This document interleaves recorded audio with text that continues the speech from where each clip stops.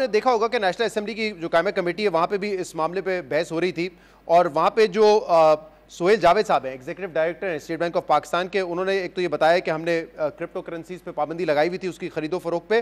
फिर उन्होंने मिसाल दी जिसका आपने भी कहा, सेल्वाडोर एक वाहिद कंट्री है जिसमें वो कह रहे हैं कि क्रिप्ट लीगलाइज्ड है, और वो कह रहे हैं कि वहाँ पे भी इस पर रिव्यू कर रहे हैं कि क्या इसको ऐसे रहना चाहिए या फिर रिकंसिडर करें हम इस फैसले को। Is that true? देखिए जी, कल स्टेट बैंक की तरफ से एक सर्कुलर आ गया था जिसमें उन्होंने कहा है इट इज़ नॉट प्रोहिबिटेड या इलीगल। वो वर्चुअल एसेट्स एक हम रेगुलेटरी फ्रेमवर्क देख रहे हैं हम, तो there was a lot of confusion, but आप उनकी लेटेस्ट सर्कुलर देख लें जिसमें उन्होंने कह दिया कि ये कहीं पे भी इलीगल नहीं है। सही, लेकिन मैं ये पूछना चाह रहा हूँ कि सेल्वाडोर के अलावा कोई और मुल्क हैं जहां ये लीगलाइज्ड है, और गवर्नमेंट सतह पे जैसे स्ट्रेटेजिक रिजर्व्स की जब हम बात कर रहे हैं, जो आपने उस दिन वेगस में भी कहा, कितने और मुल्क हैं जो इस पर काम कर रहे हैं कि बिटकॉइन या क्रिप्टो करेंसीज में उनके स्ट्रेटेजिक रिजर्व्स हों? जी, यूएसए तो देखें, सबसे पहले तो यूएसए वो कहते हैं हमने crypto capital of the world बनाया, आते साथ प्रेसिडेंट ट्रम्प ने ये ऑर्डर साइन किया है। तो आई थिंक ओवर 55 कंट्रीज हैं जिनकी रेगुलेटरी रिजीम बन गई है। हम ये नहीं कह रहे कि आप बिटकॉइन को लीगल कर दें, हम कह रहे हैं कि एक फैटफ कंप्लाइंट रेगुलेटरी फ्रेमवर्क ले आएं, क्योंकि आपकी स्टॉक मार्केट पे आई थिंक 3 से 4 लाख रजिस्टर्ड यूजर हैं, बट पाकिस्तान के क्रिप्टो यूजर कोई 30 से 40 मिलियन है। तो ये हो रहा है, बहुत बड़ा डिस्कनेक्ट है क्योंकि यूथ इसमें एंगेज्ड है। तो आप एक फ्रेमवर्क ले आए जिसमें चीजें मुल्क के लिए बेहतर है कि वो एक रेगुलेटरी फ्रेमवर्क के अंदर हो, सही। एक स्ट्रक्चर्ड वे में। और आपने ये भी कहा कि पाकिस्तान अपनी करेंसी भी लॉन्च करना चाहता है, EPKR के नाम का कॉइन लॉन्च करना चाहता है, ज़रा इस हवाले से बताइएगा, और इसके सक्सेस, इसकी वैल्यूएशन, उसके कामयाब होने के क्या चांसेस हैं?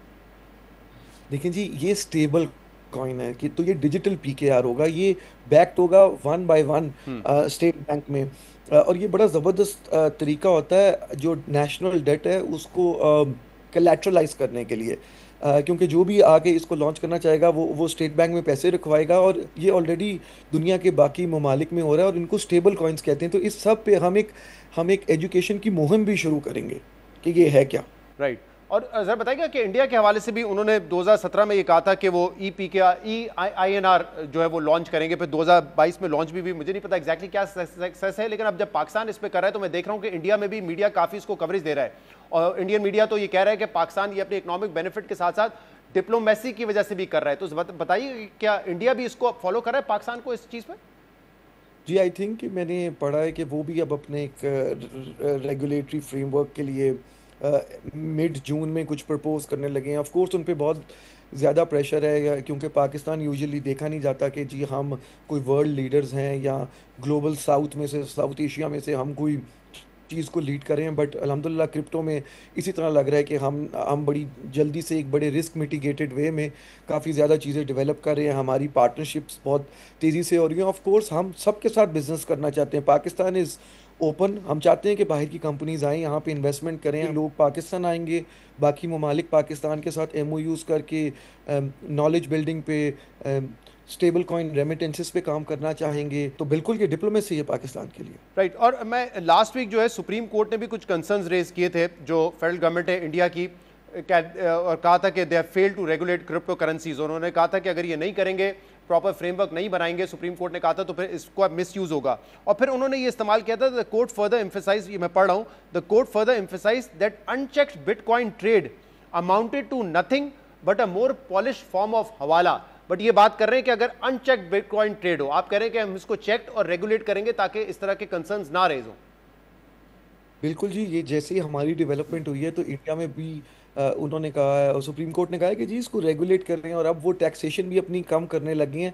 अगेन, ये अगर हम जूम आउट करके देखें तो पूरे यूरोप में, अ, पूरी दुनिया में इस वक्त डिजिटल एसेट्स फ्रेमवर्क पे बात हो रही है। पहले मैंने एक सवाल किया था कि इकोनॉमिक बेनिफिट के साथ साथ क्या इसका डिप्लोमेटिकली भी हमें फायदा होगा, क्योंकि जिस कॉन्फ्रेंस में आप खिताब कर रहे थे वहाँ पे प्रेसिडेंट डोनाल्ड ट्रंप के दोनों साहबजादे भी मौजूद थे, वहाँ पे अमेरिका के वाइस प्रेसिडेंट भी थे, और इसमें कोई गलत बात नहीं है। अगर पाकिस्तान का इसमें किसी किस्म का भी नुकसान नहीं है और डिप्लोमेसी के लिए हम इसको इस्तेमाल करके कुछ फायदा हासिल कर सकते हैं तो वाई नॉट।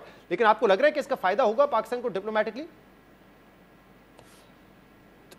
देखें, हम हर मुल्क के साथ अपने रिलेशनशिप्स अच्छा करना चाहते हैं, और अगर हम रेगुलेटरी फ्रेमवर्क ला के अपनी यूथ को अपस्किल कर सकते हैं, जो कि third largest youth of the freelancer market of the world है, और वो हम बाकी मुल्कों को आउटसोर्स करने के लिए दे सकते हैं कि अ, उनके इकोसिस्टम को बिल्ड करें। तो I think this is very good for Pakistan, हमारी ब्रांडिंग के लिए बहुत अच्छा है। सही और है। मैं फिर कह दूं कि जब यूएसए कोई पॉलिसी कोई कोई पॉलिसी डिज़ाइन करना शुरू कर देता है, वो बड़ा क्लियर मैसेज होता है कि ये खाली टेक्नोलॉजी नहीं, ये एक नेशनल स्ट्रेटजी है। तो यहाँ पे इस पे बहुत ज़्यादा फोकस है, और अगर ये लोग कर रहे हैं तो ऑफ कोर्स कोई रीज़न तो होगा।